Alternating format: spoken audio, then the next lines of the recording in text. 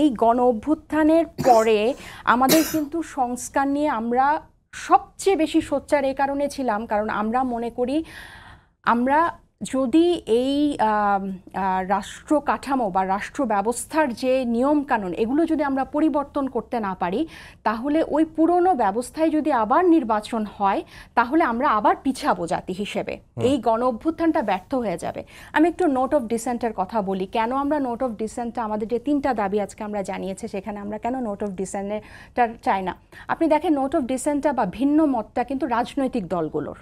আপনার যখন গণভোট হয়ে যাবে তখন এখন যদি জনগণ রায় দিয়ে দেয় যে আমি চাই দুদকের পিএসসির বা মহা হিসাবরক্ষকের প্রধান একটা নিরপেক্ষ বডি তৈরি করুক, তাহলে কি আপনি জনগণেরটা মানবেন না রাজনৈতিক দলের? এখানে কিন্তু যখন এটার গণভোটে চলে যাবে তখন কিন্তু জনপ্রতিনিধি না, স্বয়ং জনগণ কিন্তু সর্বোচ্চ ক্ষমতার অধিকারী এটাতে রায় দেওয়ার জন্য, এবং এটাকে একটা কনস্টিটিউয়েন্ট পাওয়ার দেওয়া, একটা গাঠনিক ক্ষমতা দেওয়া যে নির্বাচিত সভাটা তারা পরবর্তী সংসদে, এবং এই ব্যাপারগুলোতে কিন্তু ঐকমত্য হয়েছে, এমন না যে এটা ঐকমত্য হয়নি বা এটা নিয়ে আলোচনা হয়নি।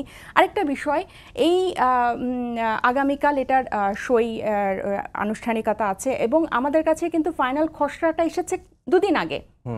সো এটার উপর আলোচনা করে এই যে থুক্কু বলাটা, এটা কিন্তু আসলে আপনি দেখেন 3টা দাবি যদি আপনি মিলিয়ে দেখেন, জুলাই সনদের আমরা আইনি ভিত্তি চাই, আমরা জুলাই সনদে জনগণের যে গণভোট, যে অভিপ্রায়, যে পিপলস উইল, মানে জনগণ এটাকে অ্যাপ্রুভ করবে গণভোটের মাধ্যমে জুলাই সনদটা, প্রত্যেকটা কিন্তু গণমানুষ সংশ্লিষ্ট।